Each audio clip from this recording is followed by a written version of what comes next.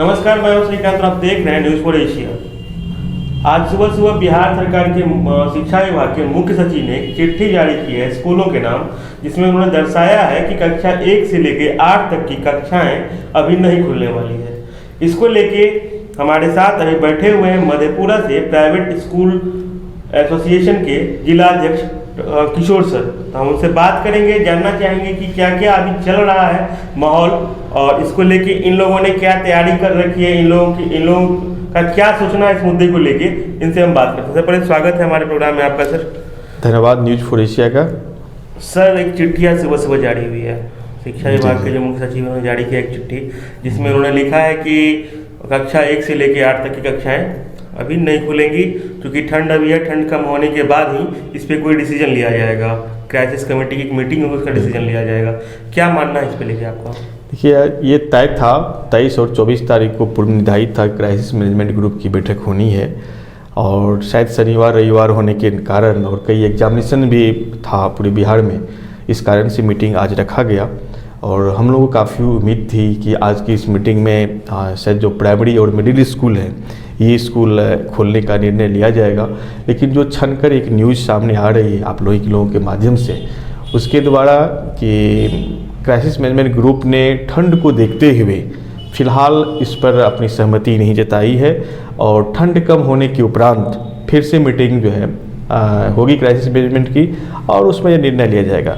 लेकिन जैसा मेरा राष्ट्रीय अध्यक्ष से भी जस्ट हमारी बात हुई है सबैल अहमद सर से, तो उन्होंने कहा है कि मीटिंग अभी भी चल ही रही है और संभावना है कि कोई ठोस निर्णय लिया जाएगा। पूरे बिहार के लोग, पूरे देश के लोग आज सरकार की तरफ निगाहें लगा रखी है कि कुछ इस प्रकार का डिसीजन आएगा। प्राइमरी एजुकेशन और मिडिल स्कूल जो भी है ये सभी खुलेंगे। कुछ राहत इन्होंने दिया था खास करके सेकेंडरी एजुकेशन और हायर सेकेंडरी एजुकेशन के बच्चों के लिए, शिक्षकों के लिए, स्कूल संचालकों के लिए, कि उन्होंने उन्हें प्रारंभ करवाया है। और बहुत ही प्रसन्नता की बात है, जहाँ तक मैं प्राइवेट स्कूल की बात करूँगा, कोविड-19 का पालन करते हुए बच्चों को शिक्षा दी जा रही है। बच्चों में काफ़ी खुशी है, अभिभावकों में काफ़ी खुशी है। कहीं भी एक भी मामला इस तरह का नहीं पकड़ाया है जहाँ कोई बच्चा संक्रमित हुआ हो। तो एक सफल प्रयास रहा है, और मुझे पूर्ण विश्वास है कि क्राइसिस मैनेजमेंट की ग्रुप की बैठक में वह आश्वस्त जरूर हो गए होंगे कि कोरोना जो है इसका प्रकोप थोड़ा घटा है, और अब बच्चों की पढ़ाई बाधित नहीं करवानी चाहिए। अभिभावक ही घर पर परेशान हो रहे हैं, बच्चे भी परेशान हो रहे हैं घर बैठे बैठे, अब उनकी पढ़ाई होनी चाहिए, और स्कूल निश्चित रूप से ठंड घटने के जस्ट बाद स्कूल खुलनी चाहिए। नहीं, सही है सर। अभी कुछ दिन पहले तक जब ये स्कूल बंद था, खासकर निजी विद्यालय, तो काफ़ी परेशानियों का सामना करना पड़ रहा था शिक्षकों को भी। जो निजी शिक्षक हैं, निजी स्कूल हैं, और घर में बैठे अभिभावकों को भी काफ़ी परेशानियां आ रही थी। आप लोगों ने लगातार सरकार के समक्ष मांग रखी थी स्कूल खोलने के लिए। अब सरकार ने राहत देते हुए क्लास 9 और 10 को खोलने का इजाज़त दे दिया, लेकिन फिर भी अभी क्लास 1 से लेकर 8 तक को रोका गया है, खोला नहीं गया है।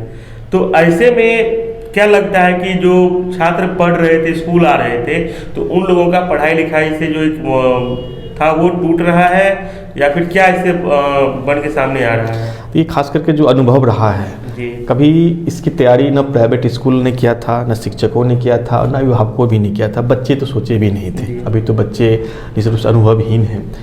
तो जो एक लॉकडाउन के बाद 9-10 के बच्चे स्कूल आए, जो उसके चेहरे पर खुशी देखी गई, बच्चे एकदम मुस्कुरा रहे थे, अपने दोस्तों से मिल रहे थे, शिक्षकों से मिल रहे थे, अपने कैंपस में बच्चे घूम रहे थे, तो ऐसा लगा कि जो सूखा सूखा सा एकदम सब कैंपस हमेशा लगता था, बच्चों की किलकारियाँ जहाँ नहीं गुजरती थी, सूना सूना सा लगता था, वह अचानक से गुलजार हो गया। और हम लोग शिक्षक लोग भी काफ़ी उत्साहित हुए, बच्चों का वेलकम हुआ।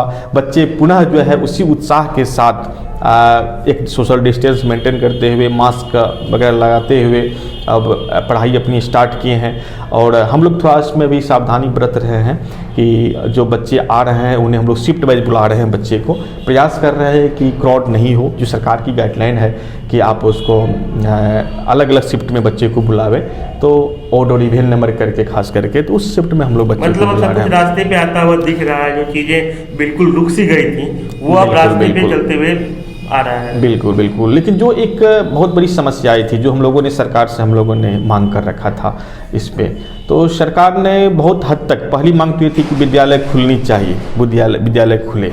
तो हम लोग यह बात समझ रहे हैं कि सरकार ने एक मांग हमारी रखी। दूसरी मांग हम लोगों ने रखा, जो सरकार ने माना है कि जो ट्रांसपोर्टेशन हम लोग की थी, व्हीकल्स पर जिसका रोड टैक्स फेल था, परमिट वगैरह नहीं था, इस सब पर कई गुने चार्ज होता था, फाइन वगैरह होता था।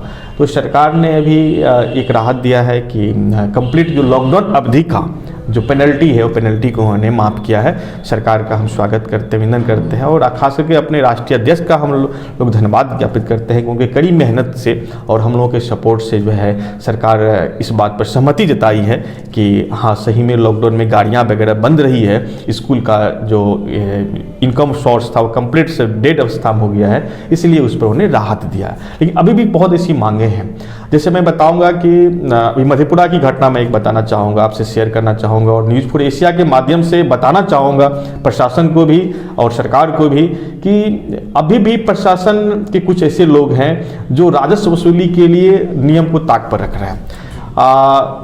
ग्वालपाड़ा प्रखंड है मधेपुरा में, ग्वालपाड़ा प्रखंड के 2 स्कूल संचालक, नव भारत पब्लिक स्कूल और किड्स गुरुकुल, ये दोनों ही स्कूल के जो स्कूल वैन थी, मैजिक थी, उसे वह चूँकि बहुत दिन से डेड अवस्था में था और ऐसा लगा था क्राइसिस मैनेजमेंट के बाद स्कूल खुलेगी, तो उन्हें सर्विसिंग के लिए गाड़ी को मधेपुरा भेजा और वो गाड़ी मधेपुरा आई थी, सर्विसिंग हो करके जब लौट रही थी तो लौटने क्रम में उसे DTO साहब यहाँ का मधेपुरा गोपाल जी और MVA राकेश जी दोनों ने ही गाड़ी को रोका और उस गाड़ी का सारा पेपर डॉक्यूमेंट्स मैंने मांगा।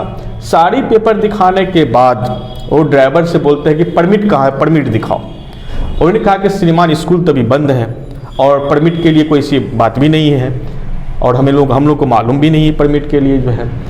तो उस परमिट के नाम पर मैं बताऊंगा कि उनके साथ में फाइन कर दिया गया। जब स्कूल संचालक का फ़ोन मेरे पास आता है, मैं खुद DTO से बात किया, MVA से मैंने बात किया, तो कि भाई आप इस गाड़ी को अभी पकड़े हैं, आप परमिट की बात कर रहे हैं, जब स्कूल ही बंद है तो परमिट किस चीज़ का आप लेंगे, स्कूल खुली कहाँ है।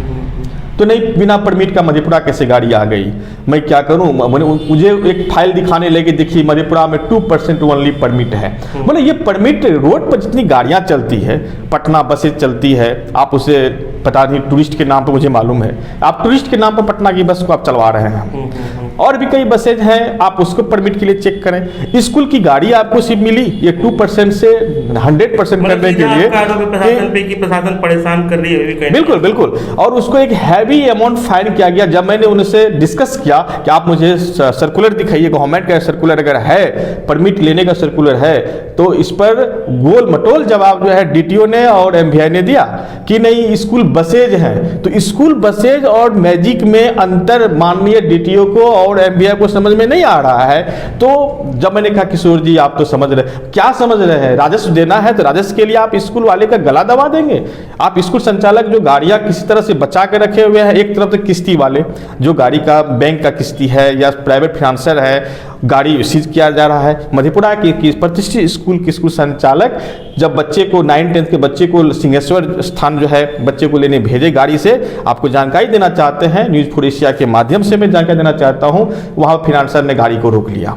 अब बताइए कि 3-4 किस्ती अगर फेल है तो उस गाड़ी को बच्चे के साथ वहां पर रोक लिया जाता है। परेशानियां भी जो है तो जारी है। हाँ, एकदम परेशानियां भी जारी है। तो हमारे साथ थे प्राइवेट स्कूल एसोसिएशन मधेपुरा के जिलाध्यक्ष किशोर सर। सरकार के लिए गए निर्णय से तो संतुष्ट नजर आ रहे हैं, लेकिन ये आरोप लगा रहे हैं स्थानीय जिला प्रशासन पे कि बार बार किसी न किसी मार्फत इन लोगों को परेशान किया जा रहा है। हम आपको खबरें यूं ही आप तक पहुंचाते रहेंगे, तब तक आप देखते रहें न्यूज़ फॉर एशिया।